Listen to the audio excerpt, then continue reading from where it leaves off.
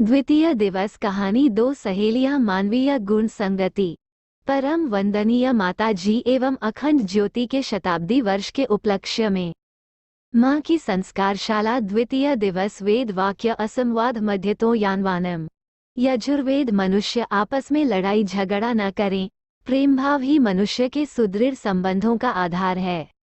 कहानी दो सहेलियां, एक मुर्गी थी और एक थी बतख। दोनों में बड़ी गहरी दोस्ती थी। नदी के किनारे दोनों घंटों बातें करती रहती और खेलती भी रहती। काम में भी दोनों एक दूसरे की सहायता करती थीं। मुर्गी के बिना बतख को चैन नहीं आता और न बतख के बिना मुर्गी को।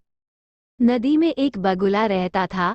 वह सबकी बुराई करता था, दूसरों की चीजें चुराता था और गाली देता था। इसलिए कोई उसे अपने पास नहीं बैठाता था। अकेले रहते रहते बगुला बड़ा ऊब जाता था।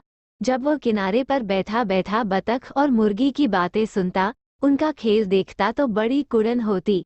उसने कई बार कोशिश की थी कि बतख और मुर्गी उसे भी दोस्त बना लें, पर वे दोनों ही ऐसा गंदा मित्र नहीं चाहती थीं।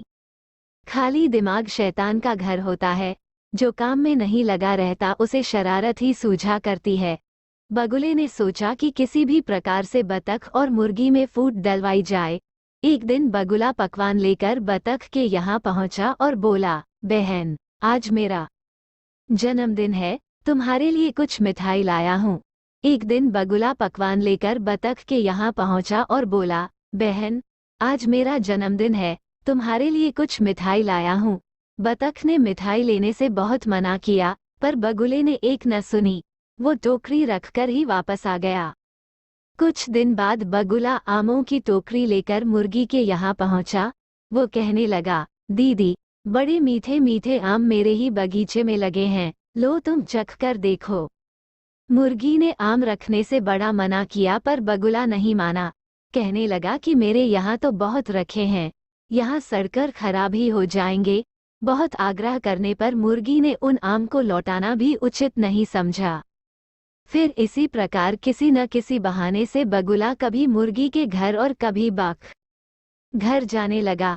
धीरे धीरे उसने एक रवैया अपनाया। जब मुर्गी के घर जाता तो बतख की बुराई करता, बतख के घर जाता तो मुर्गी की। इस प्रकार उसने एक दूसरे के विरुद्ध दोनों के खूब कान भरे। मुर्गी और बतख के दिल भी अब पहले जैसे साफ नहीं रहे। उनमें धीरे धीरे मनमुटाव होता जा रहा था। दोनों बात बात पर चख चख करने लगती थीं। एक दिन तो हद हो गई। किसी छोटी सी बात पर बतख इतनी नाराज हुई कि उसने मुर्गी के पंख नोच लिए। मुर्गी ने भी अपनी लाल लाल आंखें निकालकर अपनी चोंच बतख की पीठ में गड़ा दी। नदी में एक पैर से मछलियों पर घात लगाए खड़े बगुला को ये देखकर मजा आ रहा था। वो जल्दी से किनारे पर आया। आंखें मटकाकर गर्दन नचाकर बगुला बोला, अरे, तुम दोनों ही एक से बढ़कर एक शक्तिशाली हो। देखिए तो तुम दोनों में से आज कौन जीतता है। बगुले की बातों से दोनों उत्तेजित हो उठी। बतख ने चोंच दबाकर जोर से मुर्गी की पूंछ। मुर्गी ने भी गुस्से में भरकर कहा, आ तो सही, आज तुझे मारकर ही दम लूंगी। दोनों एक दूसरे को तेजी से चोंच और पंजों से नोचने खरोंचने पर जुटी हुई थीं। तभी उधर से एक हंस आया। बतख और मुर्गी का यह विकट युद्ध देखकर उसे बड़ा आश्चर्य हुआ। वो बोला, बहनों, ये लड़ाई क्यों हो रही है? क्या किसी प्रतियोगिता के लिए अभ्यास कर रही हो? नहीं, आज हम दोनों में से केवल एक ही जिंदा रहेगा, मुर्गी मुंह मोड़कर कहने लगी। हंस ने बीच बचाव करके बड़ी ही मुश्किल से उनकी लड़ाई बंद कराई, पर फिर भी दोनों मुंह से बोल बोल कर लड़ने लगी। मैं तेरी कमाई खाती हूँ ना, बतख कुछ बक बक करके बोली, और तू मेरा सारा ही काम करती है ना। मैं तो जैसे हाथ पर हाथ रखकर सारे दिन निकम्मी ही बैठी रहती हूँ। मुर्गी कड़क कर बोली, किसने कहा तुमसे ये? बतख ने प्रश्न किया। बगुले ने कहा था। मुर्गी बोली, अरे, बगुले ने ही मुझसे ये कहा था कि मुर्गी दीदी कह रही थी कि मैं उनकी कमाई खाती हूँ। बतख बोली। हंस की समझ में सारी बात आ गई थी। धीरे धीरे यह बात खुली कि बगुले ने ही मुर्गी और बतख दोनों को एक दूसरे के विरुद्ध भड़काया था। हंस कहने लगा, देखो, तुमने एक धूर्त की बातों पर विश्वास करने का क्या परिणाम भुगता है? तुमने बिना सोचे समझे बगुले की बातों पर विश्वास किया। अच्छा होता यदि दोनों आपस में ही बात को कह सुन लेती, तब न तो एक दूसरे के प्रति अविश्वास होता, न ये लड़ाई झगड़े की नौबत आती। मुर्गी और बतख दोनों ही बड़ी लज्जित हुईं।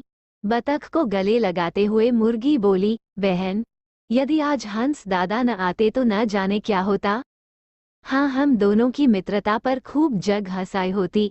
किसी की बातों पर बिना सोचे विचारे कभी विश्वास नहीं करना चाहिए।